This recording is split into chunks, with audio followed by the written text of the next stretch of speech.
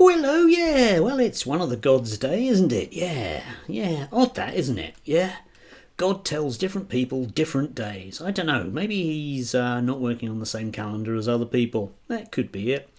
I think if ever I start a religion, I think we'll have off between 2 o'clock on Thursday and I don't know, 2 o'clock in the morning on Saturday morning. Yeah, I think that'll be an idea. Just simply because it'll give people loads and loads of reasons to take the entirety of Friday off work, which strikes me as a reasonably good deal. Might well get some adherence there. Yes. Anyway, yesterday was yet another poll. Okay, MRP poll, and had the people at GB News and the Telegraph and everywhere else salivating. This was from GB News with Matt Goodwin, a man that knows about polls. Doesn't really like them coming here because they take our jobs and lower wages. Farage to be next PM? Question mark. Well, obviously not a question mark because MRP poll predicts Reform UK would gain 306 seats in a general election. Yes, they would do. If there had been a general election last week, and all the people that said the 13,000 or whatever it was that said they were going to vote a particular way, and they scrunched the numbers and they came up with a massive number of Reform MPs. But I don't know about you, but have you noticed that at least twice a week and sometimes 3 times a week we get these polls? We didn't 5 years ago. We didn't have polls after, a year after Boris Johnson was PM saying that there was going to be a Labour landslide. We didn't get, polls after Theresa May became Prime Minister that said there was going to be whoever was the Labour Party leader then. Was it, I don't know, partially Corbyn or whatever, We didn't get those twice a week, but we do now. Bit odd. Bit odd. Wouldn't say it's a plot, but it's a bit odd, isn't it? Yeah. Anyway, the problem I have with this is just that it's patently farcical, okay? Because think about it, right? Okay, we've got the Lib Dems on 78 here and the Greens on 7, which is roughly 7 for the Lib Dems more and 5 for the Greens more than they have at the moment. Well, if there's a Labour Party collapse and those two parties are currently came second at the last election in a lot of those Labour seats, for example, then I'm sorry, I don't believe that the Greens under Zach are magically only going to pick up 2 seats because, after all, young people, given a reasonably left-wing party, will vote for the Greens, and all of those people that are like 18 now, will be 22 at the next election, provided it happens then, which is reasonably likely, and all of those 22-year-olds are going to be 26, and all those 26-year-olds that now are going to be 30. So there will be a very large numbers of young people who probably will manage just to take Greens above number 7, or indeed the Lib Dems. And we still don't know what might happen with a Corbyn insurgent lefty party.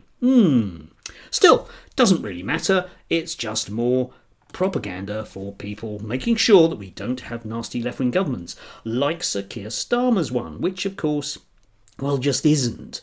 Anyway, did have to smile at this as well yesterday. Starmer's enemy, in inverted commas, attack on reform, in inverted commas, bordering on insightful, end of inverted commas, says Farage. Reform leader says Prime Minister's comments smack of total desperation. Yes, indeed. And it's worthwhile unpacking this, thinking about insightful language. Nigel Farage has accused Sir Keir Starmer of falling one step short of inciting violence. Yes, just one step short. Ooh. The Prime Minister accused Reform UK of being an enemy, in inverted commas, hiding in plain sight, in inverted commas, as he vowed to win the battle, in inverted commas, ahead of the Labour Party's conference this weekend. Yes, Labour Party conference. That's going to be a yawn fest. Anyway, Mr Farage is now hit back, telling the Telegraph, hooray, that the Prime Minister's comments bordered on the insightful. Again, another direct quote. Ooh. Politicians' use of language has renewed significance after the assassination of Charlie Kirk, the American activist. Yes, hasn't it, eh? Yeah, we need to link those two things together. I mean, if, like, for example, politicians using insightful language is just like being shot like Charlie Kirk, apparently. Anyway, I think it's very strong language that smacks, frankly, of total desperation. The only enemy the British people have got is a weak Prime Minister allowing tens of thousands of undocumented young males into our country who would do us great harm. Yes, they would, wouldn't they? They definitely would. Yes. Yeah. Not insightful at all, but all of those young males who are really dangerous, all of them. You've got to watch out, right, okay? Yeah, hide, run, hide. Not insightful in the slightest. And of course, we've seen over the last, certainly the last year, about all of those great reform councillors who've had to, just unfortunately step down because unfortunately, even though, that vetting process was definitely going to be absolutely brilliant, it turned out that they were a little bit, I don't know, inciting violence, weren't they? Or inciting racism. Yes. Still, never mind that. It's a good way of having a go at Sir Keir Starmer. Yes, which is fine, if you like. I don't care. Like a lot of left-wingers don't care, right? Okay, we've arrived at this position because the Labour right wing have got exactly what they wanted. And, as they say, you really want to be very careful about what you wish for. Well, they're here now, aren't they? Anyway, speaking of which, the Labour Party, with their, they will stitch up inevitably, will inevitably stitch up their conference and not allow anyone to have a vote, and even if you do have a vote, they'll just ignore it anyway. But they'll come up with loads and loads of things that they think will grab headlines but don't cost anything. And, being the educator type person that I am, boo hiss, wokist, I bet you're turning all those kids trans. Anyway, education unions urged Keir Starmer to scrap cruel two-child benefit cap. Yes, we do. Our trade unions do, because we come into contact with an awful lot of child poverty inevitably day by day. A letter to the Prime Minister on the eve of the Labour conference warns of critical need to abandon the policy. Now, you would have thought that a really, really good way of, bringing up some clear red water, if you want to put it that way, between the Labour Party and Reform would be to go for a bit of populist stuff in and around things like the two-child benefit cap, and child poverty. They could actually do that. They could actually, do that kind of thing, the big push like Blair did on that. But of course, that would involve doing something and taking money away from hard-working non-dom taxpayers abroad, or in this case, non-dom non-taxpayers abroad, and we can't possibly have that. Good grief, where else are we going to get our money from? Because we can't rely on the unions anymore. They seem to have gone off us ever since we became extremely right-wing. Yes, indeed. I mean, you could do that, but no, that won't be it, will it? No. We'll go for something else entirely, which we'll come on to in a second. Meanwhile, in the actual real world, white low-income pupils reported lowest enthusiasm for school in England. Boys and girls in demographics start secondary school with weakest levels of engagement, research finds. Now, you may well have heard a lot, indeed, as you have from the right-wing media, about, white working class kids. And again, what better way of actually stamping on that bit of territory and making it Labour's own? Oh, no, because that'll mean doing something. And we can't, as I've said, have that. Yes.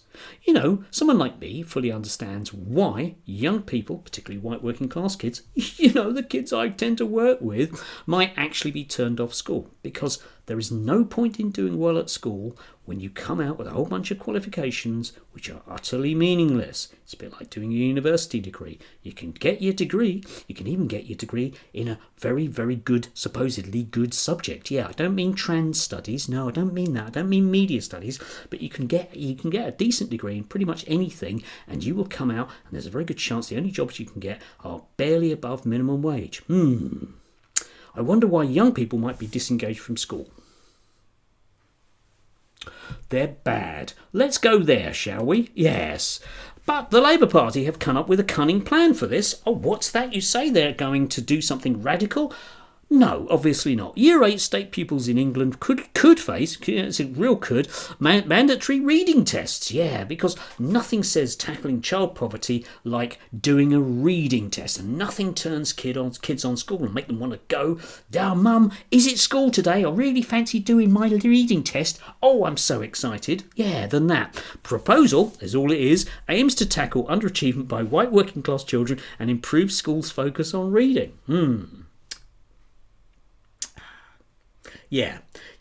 It involves spending no money and probably won't come in till 2028. No money is involved. The perfect Labour right policy. Something that's just a meaningless headline, just to get a meaningless headline for one day, will have no effect whatsoever because they don't have to do it. And the rest of us, we'll have to get on with that like we used to have to with SATs. absolute meaningless tosh. Think pigs being weighed. It doesn't make them any heavier. But there you go. That's the astounding policy, folks. We know that people out there in the UK would actually be happy with a party that did something to tackle child poverty. And surely the Labour Party would actually want to do that.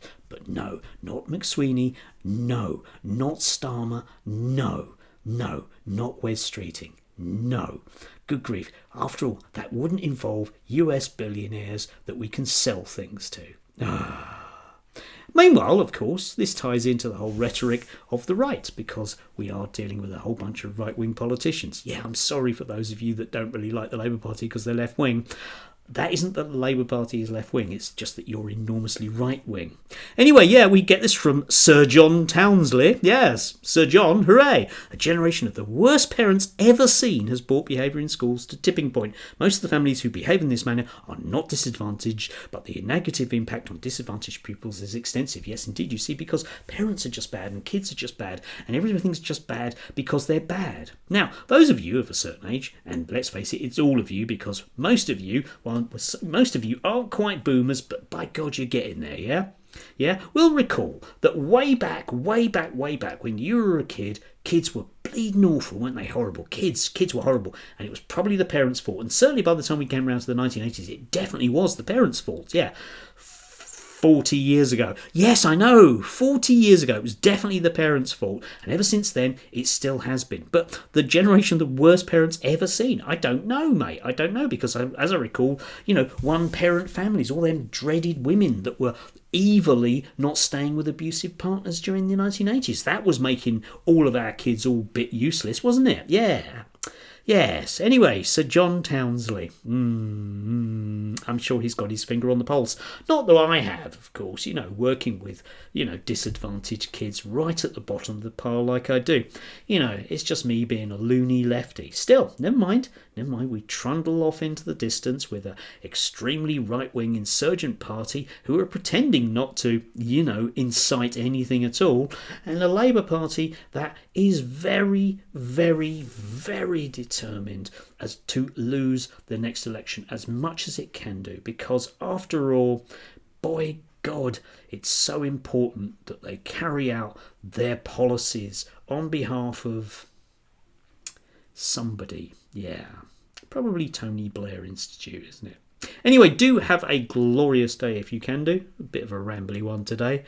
It's a rambly day. It's a rambly sort of sense of British politics, Really is. Still, never mind. The Greens will only get 7 seats at the next election, and there'll be all of those men who are coming to get you. Okay? Not that that's inciting anything, but what you need to do is band together in vigilante groups and defend your neighbourhood with sharp things to anybody that looks a bit different. Okay? Do take care.